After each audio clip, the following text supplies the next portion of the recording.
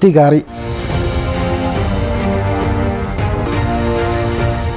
Harka fuunee akkam jirtu kabajamtoota daawwattoota sagantaa poolisii Oromiyaa oduu har'aaf qabaniin isinitti himaa dursa oduu ijoo. Bulchiisa magaalaa Cirootti qaamoleen ergama shanee fudhachuun gocha badii raawwachaa turan to'annaa jala ooluu isaanii poolisiin beekse. Manni murtii olaanaa godina Booranaa himatamtoota aangoo doo godhachuun lafa uummataa seeraan ala gurguraa turan hidhaan cimaan adabe. Amma oduu bal'inaan Bilisee Bayyanaati. Bulchiisa magaalaa Cirootti qaamoleen ergama shanee fudhachuun gocha badii raawwachaa turan to'annaa jala ooluu isaanii poolisiin beekse. Lissaan Murreessaa dabalata qaba. Qaamolee ergama abaaboo shanee fudhachuun magaala Ciroo keessa socho'an 11 to'achuu poolisiin beeksise. Qaamoleen kunis ta'e jedhanii itti yaaduun gareen qindaa'uun gocha badii hawaasa nagaa irratti raawwachuuf otoo socho'anii eeruu hawaasni poolisiif kenneen to'atamus ajajaan waajjira poolisii bulchiinsa magaalaa Ciroo Saajiin Olaanaa Kaasaawun Baa'isaa himaniiru.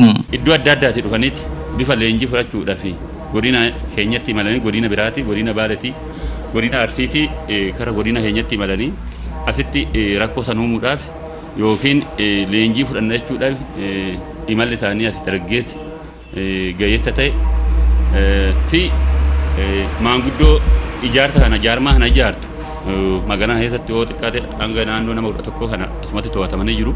Harcaatuu abaaboo shanee magaalicha keessaa qulqulleessuuf eegumsa dhaabbii fi sochii gochuun hawaasa waliin qindoominaan irratti hojjetamaa kan jiru ta'us Saajiin Olaanaa Kaasaawun Baa'isaa himaniiru.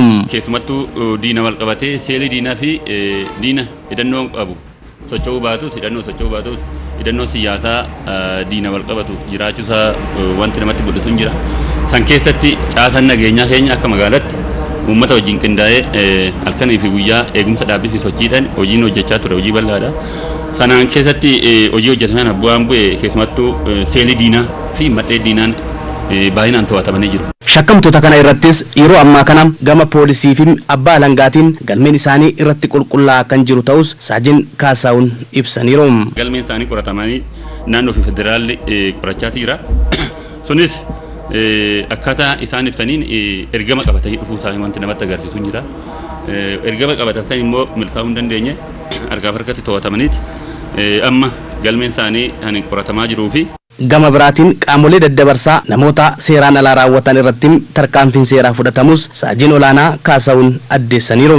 Guddina dinagdee fi magaalotaan wal qabateen yakkoota wal xaxaa ta'aa dhufan qolachuufis hawaasa waliin irratti hojjetamaa jiras jedhaniiru. Daldala seeraan alaa uummata iddoon kan taatetti geejjibsiisuudhaan qabeenya karaa qaxxaamuraatiin duroodhaaf daa'ima umurii waggaa 12, 13, 14 iddoodhaa funaanee qaama kana abbootiidhaan maallaqa fidaadhaan doorsanii abbootii isaaniitti abbootii maatii kanaa irra qarshii 15,000 hanga 30,000 gaafachuun kan turedha.